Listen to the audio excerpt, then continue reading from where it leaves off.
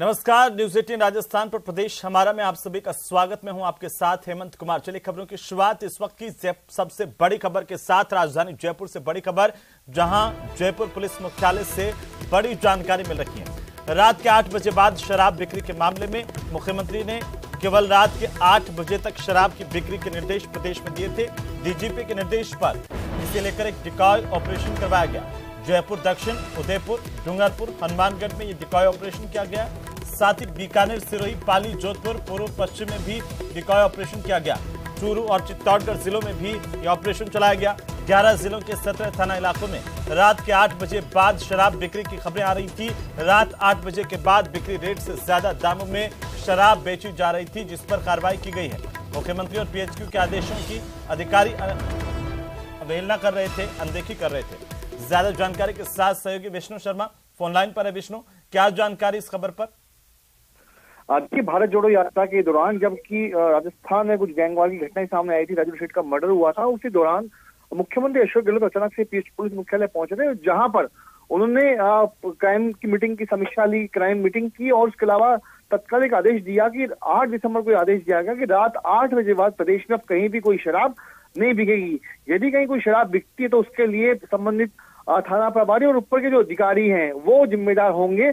और इसी की मुख्यमंत्री के आदेशों की पालना में पुलिस मुख्यालय ने सभी जिलों के एसपी को एक सख्त निर्देश दिया। उसके अलावा एक डिकॉय ऑपरेशन 5 जनवरी को करवाया गया, जिसमें राजस्थान के 11 जिले, जिनमें जयपुर भी शामिल है, और उसके अलावा डूंगरपुर, उदयपुर, हनुमानगढ़, बीकानेर, सिरोही के अलावा जोधपुर, चूरू, चित्तौड़गढ़ में डिकॉय ऑपरेशन करवाया गया। इसमें कुछ थाना इलाकों में सामने आया कि रात के 8 बजे के बाद शराब बिक रही है, और ऐसे में उन 17 थाना प्रभारियों को अब उनके खिलाफ विभागीय जांच शुरू कर दी है। पुलिस की डिकॉय ऑपरेशन में सामने आया कि मुख्यमंत्रियों और पुलिस मुख्यालय के आदेश के अवहेलना करते हुए ये थाना प्रभारी शराब माफियाओं के साथ मिलकर के इनके इलाके में रात 8 बजे बाद शराब बिक रही थी, और शराब भी महंगे दामों में बेची जा रही थी। जी विष्णु, ये भी कहा गया था कि जिस थाना अधिकारी के इलाके में अगर शराब बेची हुई पाई गई, उनके खिलाफ कड़ी कार्रवाई होगी। तो बिल्कुल जी, मुख्यमंत्री ने ये निर्देश साफ दिए थे कि जिन इलाकों में शराब बचेगी उनके खिलाफ सख्त कार्रवाई की जाएगी। लेकिन मुख्यमंत्री ने यह भी कहा था इसके लिए जो संबंधित जिला एसपी हैं वो भी जिम्मेदार होंगे। सवाल उनसे ही पूछता है, जो भी कोई दोषी पाया गया उसके खिलाफ सख्त कार्रवाई होगी। तो ऐसे में अब जो 17 थाना प्रभारी उनके खिलाफ विभागीय जांच पुलिस मुख्यालय की विजिलेंस। बिल्कुल विष्णु जी, बहुत शुक्रिया तमाम जानकारी के लिए। नजर बनाए रखिए, अपडेट हम आपसे लेते रहेंगे।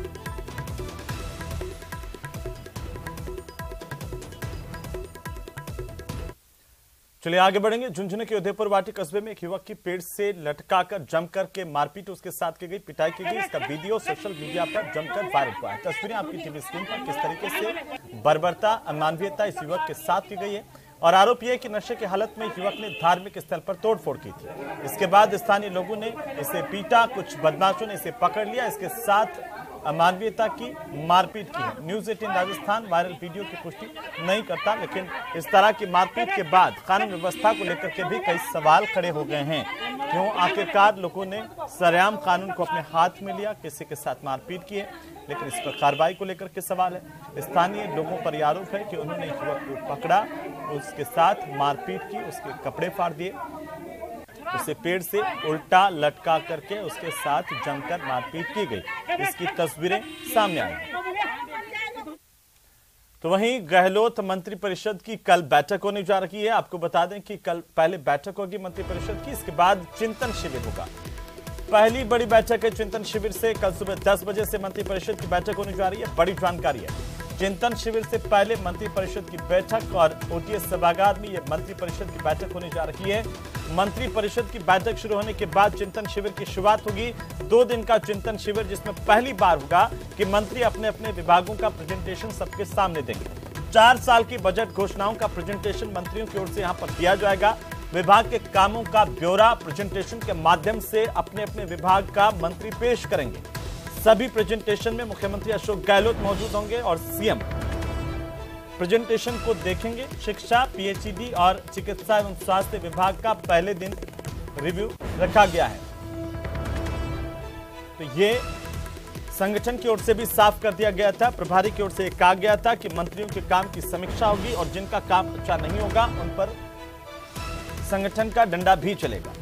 2 दिन का चिंतन शिविर कांग्रेस पार्टी का ये ओटीएस सभागार में होने जा रहा है। इससे पहले मंत्री परिषद की बैठक रखी गई है।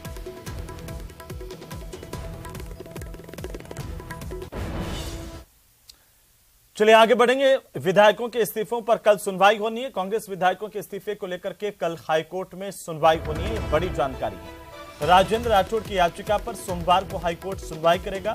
हाईकोर्ट ने विधायकों के इस्तीफे के मामलों को लेकर के पहले से जवाब मांग रखा विधानसभा अध्यक्ष और विधानसभा सचिव से। अब इस पूरे मामले को लेकर के कल सुनवाई होगी कोर्ट में। बड़ी खबर, कांग्रेस विधायकों के इस्तीफे के मामले को लेकर राजेंद्र राठौड़ की ओर से एक याचिका दाखिल की गई थी, जिस पर कल हाईकोर्ट में सुनवाई होनी है।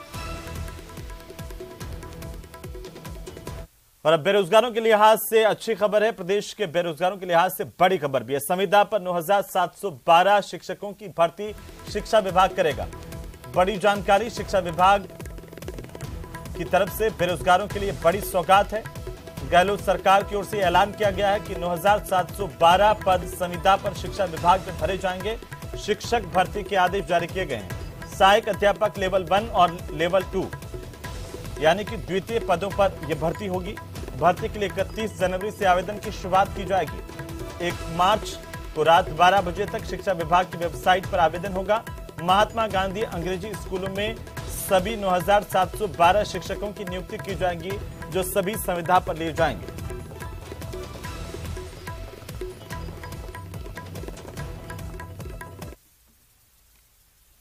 तो चलिए आगे बढ़ेंगे। राजधानी जयपुर से बड़ी खबर आ रही है, जहां पर जयपुर में 10 से लेकर के 4 बजे तक स्कूल खुलेंगे। निजी और सरकारी स्कूलों के लिए ये आदेश है।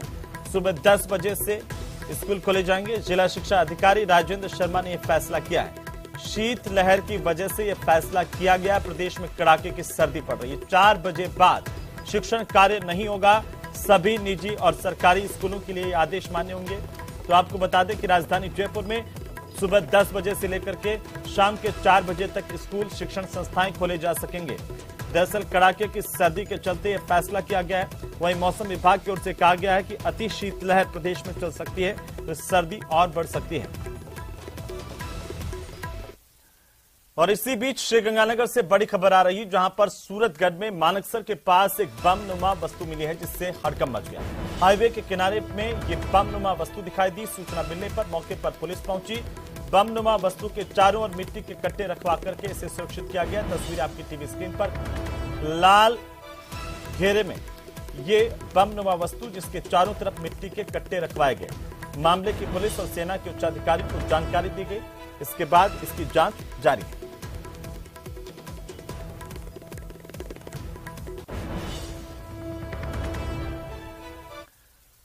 तो चलिए आगे बढ़ेंगे। अजमेर से बड़ी खबर, जहां पर राजस्व विभाग की ओर से बड़ा आदेश जारी किया गया है तबादलों को लेकर, जिसमें तहसीलदार और नायब तहसीलदार के तबादले किए गए हैं।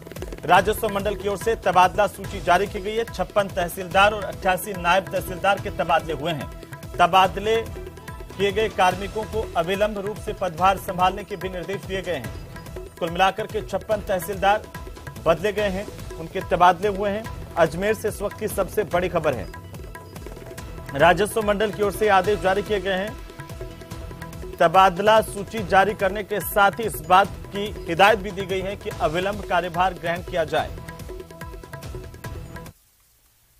चलिए आगे बढ़ेंगे। सीनियर टीचर भर्ती परीक्षा के गुनहगारों पर सरकार की सख्ती ने कई संदेश दे दिए हैं। अवैध निर्माण के आरोप में भूपेंद्र सारण के बंगले पर जेडीए की ओर से कार्रवाई की गई और 1.5 करोड़ रुपए की करीब कीमत से बना यह बंगला अब खंडहर बन चुका है। आप ये रिपोर्ट देखिए।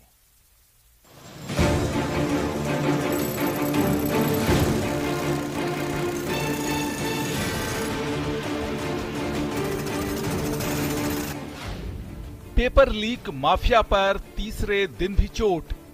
यहाँ पर जो पीछे का जो हिस्सा है, जिसमें कि सेटबैक 8.3 फीट छोड़ा जाना था, वो नहीं छोड़ा गया था। इस लिहाज से 8 फीट से ज्यादा का जो यहाँ पर हिस्सा है, उसको क्षतिग्रस्त कर दिया गया है। तो वहीं आगे 15 फीट के जो सेटबैक के हिस्से को है, वो तोड़ा जा चुका है। ढह गया माफिया का किला। आप यकीन मान के चलिए, क्योंकि ये जो कार्रवाई हो रही है उसने उस किले को यहाँ पर क्षतिग्रस्त कर दिया है, जो किला काफी मजबूती से बनाया गया था। और इस किले को बनाने के लिए यहाँ पर जो भूपेंद्र सारण है उसने उन बेरोजगारों के सपनों का सौदा किया था, तो ऐसे सौदागर के इस मकान को उजाड़ दिया है। भूपेंद्र सारण का भवन बना खंडहर। जो मकान यहाँ पर जो बना हुआ है भूपेंद्र सारण का, वो मकान अब लगभग खंडहर जो है वो आपको नजर आ रहा है, भूतिया किले के तौर पर अब इसको आप कह सकते हैं, जिसमें कि अब रहने के लायक ये जगह अब यहाँ पर रही नहीं है। छोटी मशीनों और हथौड़े का उपयोग, हैमर के जरिए मैनुअली जो काम है वो यहाँ पर संपादित किया जा रहा है, क्योंकि पॉकलेट मशीनें और जेसीबी मशीनों के जरिए बड़ा निर्माण जो है उसको धराशाही किया जा चुका है। और अब केवल जो है हैमर के थ्रू और जो यहाँ लोखंडा मशीनें आती हैं उनके जरिए जो छतों को तोड़ने की जो कार्रवाई है वो अब संपादित की जा रही है। जो सबसे आखिरी छत है उसको यहाँ पर तोड़ दिया गया है। पेपर लीक के सेंटर पर एक्शन। काफी कुछ पैसा इस पर बहाया गया होगा, 1.5 से 2 करोड़ रुपए तक की एक अनुमानित लागत जो है इस मकान की बताई जा रही है, जिसमें कि इंपोर्टेड फर्नीचर से लेकर के जो ब्रांडेड सैनिटरी है उसका इस्तेमाल हुआ है। काफी इंटीरियर पर पैसा खर्च किया गया था इस मकान पर। और इसी मकान से बताया जाता है कि एक नेटवर्क संचालित होता था, काफी अभ्यर्थी जो है उनका भी इस मकान में आने जाने का सिलसिला जो है वो रहा था। जेडीए का एक्शन, पुलिस कर रही जांच। यहाँ पर किस तरह से जो गतिविधियां रही है वो अभी पुलिस की जांच में ये बात सामने आएगी। कुछ समय पहले ही अधिगम कोचिंग संस्थान को जेडीए ने धराशाही किया था, तो वहीं बिल्डिंग बायलॉज का जो उल्लंघन कर रहे भूपेंद्र सारण के इस परिवार के इस मकान को यहाँ पर जेडीए जो है वो नेस्तनाबूद करने पर अभी कायम है। सपने तोड़ने वालों को सबक।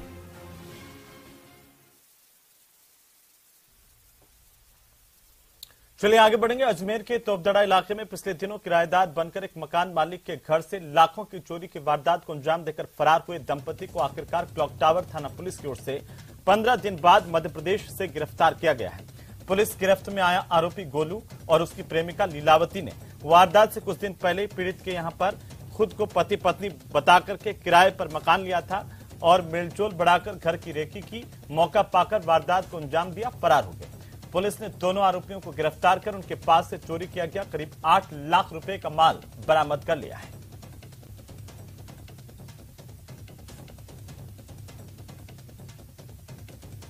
इन दोनों ने घर के अंदर से अलमारियों में रखा हुआ सोने चांदी के जेवरात और नकदी लेकर के फरार हो गए। उसके बाद मकान मालिक के पास इनका कोई एड्रेस, आईडी प्रूफ वगैरह कुछ भी नहीं था, जिस पर हमने थाने पर मुकदमा दर्ज करके टीम भागचंद हेड कांस्टेबल है उसके नेतृत्व में गठित की। टीम ने टेक्निकल साक्ष्य एकत्रित किए व मध्य प्रदेश में जाकर के विभिन्न स्थानों पर इसके बारे में जानकारी जुटा करके इनके नाम पते मालूमात किए। तो इनका नाम, एक का नाम तो गोलू। इस साल पतंगबाजी के कारण हजारों बेजुबान परिंदे मांझे की तेज धार के शिकार हुए हैं। राजधानी में लगाए गए करीब 50 कैंप में 4000 से ज्यादा पक्षियों को इलाज के लिए पहुंचाया गया, जिनमें 2000 के करीब परिंदों ने दम तोड़ दिया, जबकि 2200 के करीब पक्षियों का इलाज जारी है। प्रदेश में पतंगबाजी से हजारों पक्षी घायल हुए। राजधानी जयपुर में अलग अलग क्षेत्रों में लगाए गए बर्ड ट्रीटमेंट कैंप में करीब 4200 पक्षी पहुंचे, जिनमें से 2000 के करीब पक्षी इलाज के दौरान अपनी जान गंवा बैठे। लोगों से यह अपील की गई थी कि वे सुबह 2 घंटे और शाम को 2 घंटे पतंगबाजी ना करें। दिन भर में 4 घंटे पतंगबाजी नहीं करने की अपील की गई थी, लेकिन इसके बावजूद कुछ लोगों ने इस अपील पर ध्यान नहीं दिया। एक बर्ड ट्रीटमेंट कैंप पहुंच करके हमारे संवाददाता अरबाज अहमद ने जायजा लिया इस सबसे संवेदनशील मसले पर। फ्रैक्चर था, जो इसके अंदर जो रेडियस बोन होती है वो कंप्लीट फ्रैक्चर हो चुका था, तो इसलिए इसको थोड़ी देर के लिए जब आया था तब उसको रिलैक्स से थोड़ा आराम दिया गया। उसके बाद में सुबह इसको ऑपरेट किया गया, तो इसको गैस एनेस्थीसिया पे लिया गया क्योंकि वो सबसे सेफेस्ट होता है। तो उसके लिए पूरी इसका मास्क तैयार किया गया और फिर इसको ऑपरेट करके इसके अंदर पिनिंग यूज की गई, इंटरमेड्युलरी पिनिंग को यूज किया, जिससे ये वापस से उसके विंग्स हील होने के अंदर फास्ट हो जाएंगे। इसके बाद में एक और ऑपरेशन होकर इसकी पिन निकल जाएगी, फिर अपन इसको रिलीज कर देंगे। चलिए आगे बढ़ेंगे। कैलादेवी कस्बा डीएसपी कार्यालय के सामने स्थित एक होटल के कमरे से एक महिला और एक युवक का शव मिलने से इलाके में सनसनी फैल गई। एक व्यक्ति के फांसी लगाने की सूचना पर मौके पर पुलिस पहुंची थी। पुलिस ने जब कमरा खुलवाया तो पास ही एक महिला का भी शव पड़ा हुआ था। मृतकों के पास मिले दस्तावेजों के आधार पर मृतक की पहचान रवि बाबू निवासी आगरा और मृतका की पहचान मीना देवी पत्नी जितेंद्र सिंह निवासी आगरा के तौर पर की गई। मृतक 13 जनवरी को होटल में कमरा लेकर रुके थे और रविवार की सुबह 11 बजे कमरा खाली करना था। सुबह 11 बजे जब कमरा खाली नहीं हुआ तो होटल के कमरे को खुलवाने की कोशिश की गई। होटल के स्टाफ की ओर से अंदर से कोई जवाब नहीं आया। इसके बाद खिड़की का शीशा तोड़कर अंदर देखा गया तो युवक का शव फंदे से लटका हुआ था। फिलहाल पुलिस पूरे मामले को लेकर तफ्तीश कर रही है।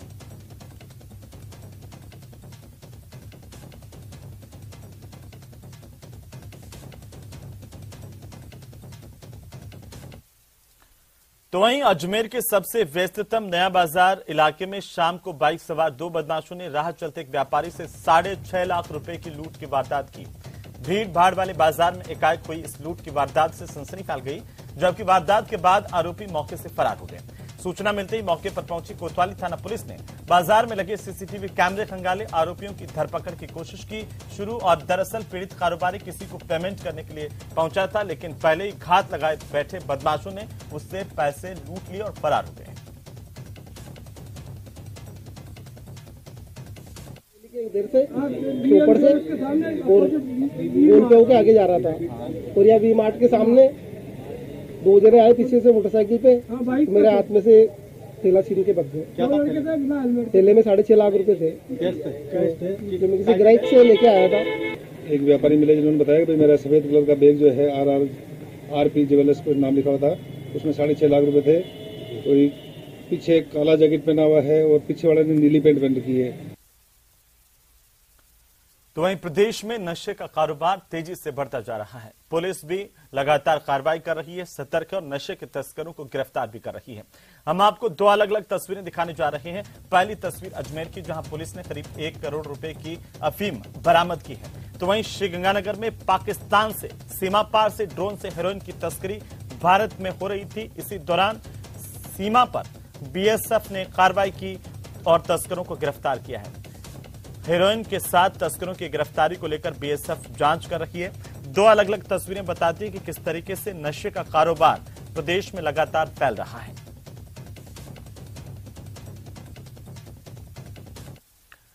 तो वहीं अजमेर के क्लॉक थाने के पास में एक महिला ने जमकर उत्पात मचाया। महिला ने टेम्पो के शीशे तोड़ दिए। तो सूचना के बाद जैसे ही पुलिस मौके पर पहुंची, पुलिसकर्मियों के साथ भी आरोप है कि इस महिला ने धक्का मुक्की की, जिसके बाद इस महिला को काबू करने के लिए पुलिस को कड़ी मशक्कत करनी पड़ी और महिला पुलिसकर्मियों की ओर से इस महिला को काबू करने की काफी जद्दोजहद की गई। ये तस्वीरें जिसके बाद इस महिला को हिरासत में ले लिया गया।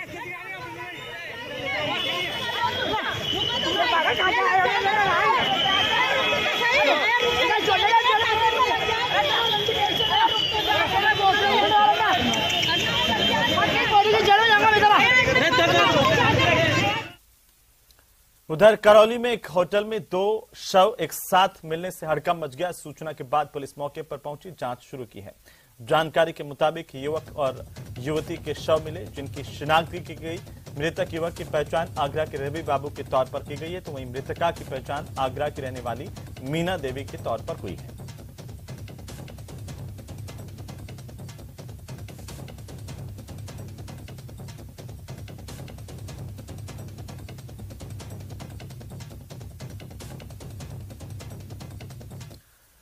उधर झुंझुनू में चाइनीज मांझे से एक युवक का गला कट गया और इसके बाद आनंद फानंद में युवक को अस्पताल ले जाया गया, जहां पर इसे भर्ती किया गया। इसकी हालत अभी भी गंभीर बनी हुई है।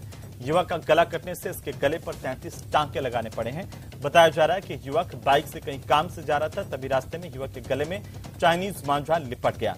उसके गले को इस चाइनीज मांझे ने पूरी तरह से काट दिया। फिलहाल युवक का BD के अस्पताल में इलाज चल रहा है।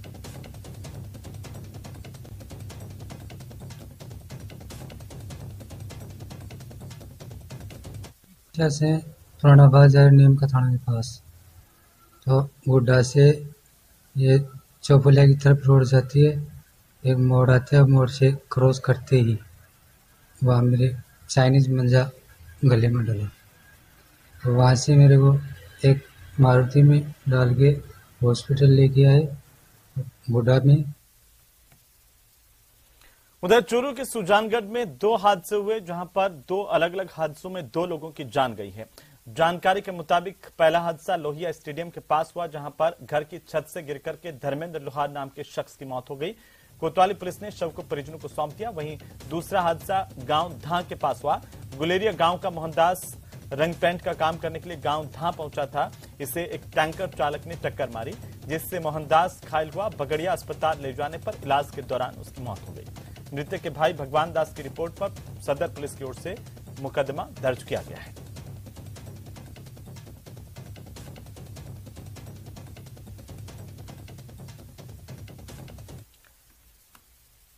तो वहीं जयपुर पिंक सिटी में हवा महल उत्सव को लेकर के जानकारी है, जहां पर पहली बार ऐतिहासिक उत्सव का आयोजन मुख्यमंत्री अशोक गहलोत के सानिध्य में किया गया, जहां पर सीएम ने इस शानदार आयोजन में शिरकत की। हवा महल उत्सव में शिरकत करते हुए सीएम अशोक गहलोत ने कार्यक्रम को देखा। पर्यटन विभाग के प्रमुख सचिव गायत्री राठौर, पर्यटन निदेशक डॉक्टर रश्मि शर्मा समेत पर्यटन विभाग के अधिकारी कर्मचारी यहां पर मौजूद रहे। हवा महल में शामिल हुए उत्सव के दौरान और हवा महल उत्सव में नाइट टूरिज्म का विशेष आकर्षण देखने को मिला। जयपुर के झरोखे हवा महल उत्सव के साक्षी बने। प्रदेश में पर्यटन को बढ़ावा देने के लिए फेस्टिवल आयोजित किया गया।